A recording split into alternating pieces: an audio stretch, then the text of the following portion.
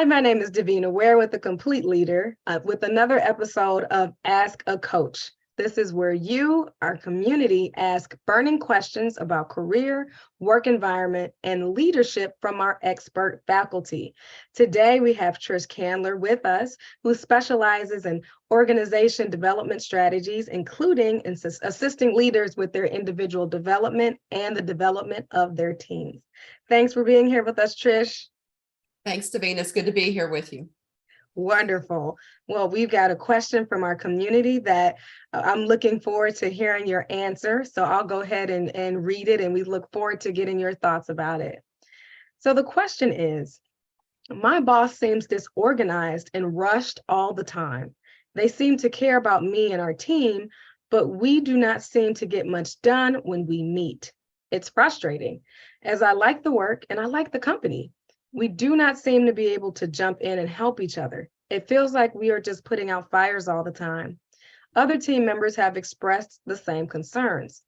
There's great potential for growth, but we are not able to tackle those bigger ideas to make it happen. Is there anything I can do to feel like I'm really contributing to the growth of the company and not just standing still? So a couple things going on in that question. Thank you for bringing that question to us. There's several things we're going to look at as we kind of break down this question. I'd like to start with what I would see as a positive perspective. Wow, it's a good sign that you feel cared about by your leaders, that you feel you have potential for growth, and that you want to contribute to the company's success. That is certainly something to be thankful for in today's work setting. Not everyone feels that way. So realize that that's a benefit, that you're feeling this kind of cared for by your organization. Your question starts with your boss. I invite you to consider some ideas regarding your boss. First, you may not know everything that's on their plate. They have a boss. They have peers. They're likely interacting with them on a regular basis throughout the day, perhaps back-to-back meetings, back-to-back phone calls. Perhaps thinking about this for a moment, you can pause, take a breath, and allow some grace for those rushed moments that you feel like you're experiencing.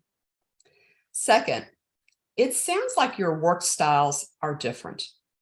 From the details you provided, again, you gave us a few details, but just from what you described, it sounds like you may prefer an organized and productive work setting. Perhaps you have lists, perhaps you have a project plan, perhaps you have things that track how you get your work done effectively and efficiently. There's obviously a lot of work you're trying to accomplish, and your approach will definitely produce those results. The work style for your boss, though, sounds different to me. They may prefer building relationships, being inquisitive, curious about topics, and just get caught up in something that's really interesting to them. Or they could get swept away with different aspects of the work that they really enjoy and just lose track of time. So who's the best employee here, right?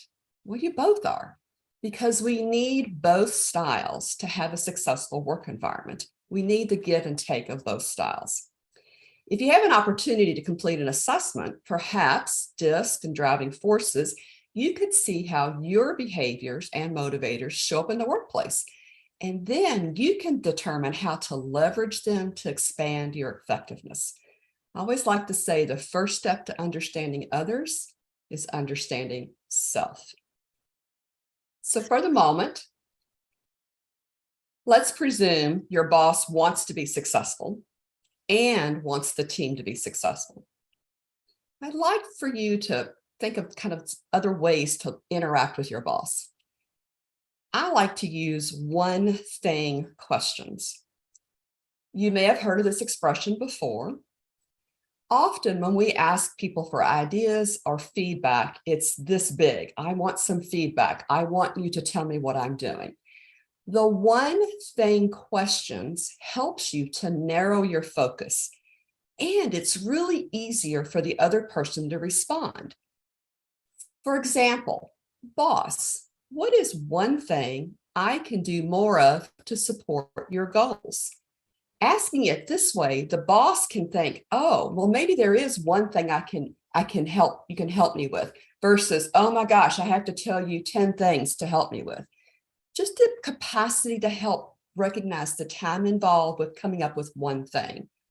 Or how about, boss, what is one thing I can do to support the team during this busy time? Your boss, again, is keeping up with the entire team. Can you add something to really connect with the team at a different level? And then the last example, the one thing question that might kind of play into, especially the way your question came across, boss, it looks like there's quite a few things on your plate. What is one thing I can do to free up some time for you? So the next time you have a one-on-one meeting with your boss, try to come up with a one thing type question. Again, I gave you a couple examples of what I've used in the past, but come up with something that makes sense for you, the one thing. Because when your boss tells you one thing that you can do differently, whether it's to improve yourself or to help them, one thing, you can easily do that. It's easy for you to do one thing as well. So check it out and see what kind of insights your boss may provide you. Trish, would you say that using this method creates a more collaborative environment and a more collaborative relationship between that person and their boss? Absolutely. My experience has been if I can ask one thing, the boss then realizes I'm thinking specifically and I'm not looking for a lot of just rattled off information. The targeted question helps the brain find one thing. I have often asked my boss in the past, what is one thing you need me to do less of? Because we always want to think about doing more of something, but what if there's really something I'm wasting my time on and I need to take it off my plate? It often shocks my boss when I ask that question, and yet they always seem to have something to share back with me. And that allows me then to say, I'm open to the feedback. What we typically do, Davina, is we say, hey, give me some feedback, boss. How am I doing? It's really hard for the boss. And then what do you hear? Kind of what you want to hear. So the one thing narrows that down some. Okay. So another aspect of your question involves team interactions. Perhaps explore ways you can support the team. Your question includes a reference that it just seems like we're always putting out fires all the time. This reminds me of a time in my career where I was proud to be putting out fires. Thankfully, I had an amazing mentor who suggested I may be an arsonist if I feel like I'm always putting out fires. My point here is being intentional with your actions. Perhaps you and the team can assess recurring problems and offer solutions. This shows a disciplined approach to problem solving rather than just reacting and putting out the fire. Your question does not include the type of industry. And in many workplaces, we know that there are smaller teams to do more work. The volume of work may feel overwhelming, like you're always in a reactive mode. Whatever your workplace setting is, it shows maturity and big picture thinking on your part to be intentional about what gets done. So ask yourself, am I really someone who wants to be putting out fires all the time? Because that does take a lot of energy. So think about that team interaction. I also invite you to consider your ability to be an informal leader, maybe even an influential leader. First, we know we can all lead ourselves, right? I'm responsible for what I get done, how I get it done, and that is the leadership of self. You can also be a role model to other folks on your team when you're thinking about how you get your work done. And second, when other team members are expressing concerns, can you offer a different perspective?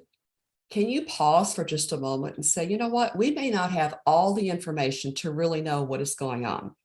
Can we work with what we do know and find ways to support each other? You could be that voice of reason as folks are thinking about and maybe getting frustrated. You could help them level out some to focus on what we can get done. We know that sharing concerns can be a way of venting, and sometimes we need that person to share a frustration with. However, if venting becomes the normal mode of conversation, it is really more destructive than helpful. You, as an informal leader, as an influential leader, can really shift the venting into a more powerful conversation. A, it shows your leadership. B, it allows the team to say, you know what, there is another way to look at this. I've often used what I call powerful questions, and I'm going to share 3 of those powerful questions with you. And I'd like you to consider asking them of self first and sharing them with your team. And if each time you come together with a frustration that can't be immediately kind of seen a way out of, perhaps consider some of these powerful questions.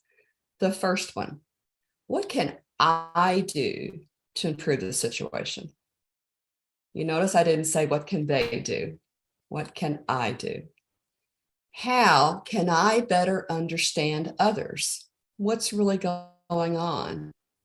And my last question I want to share with you is one that I like and I don't like. I don't like it because it forces me to look at my preferences and what I wish people would be like me.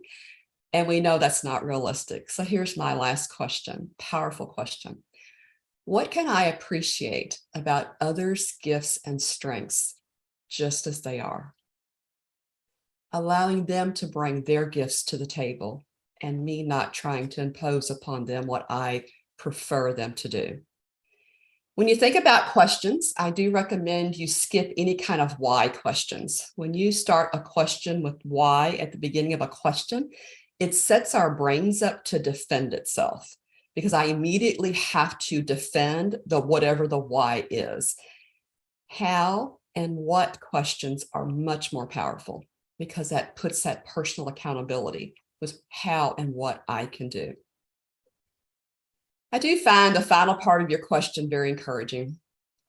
It's clear you want to be personally accountable for your actions. You do want to support your boss, team, and the company. And that is an asset that an employee can bring to the company. I hope you'll try 1 or 2 of these suggestions, check them out, and feel free to reach back out if you have additional questions. Davina, I'll pass it back to you. Trish, this was excellent. You gave excellent examples, very real life examples that we could easily apply, but also you spoke to each component of the question, which I'm sure will be very helpful to our community. Well, that's it for this episode of Ask a Coach. If you have a question similar to this, feel free to submit your question to us, or if you have a question for Trish specifically, we would be happy to connect you. And thank you, and we'll see you in the next video.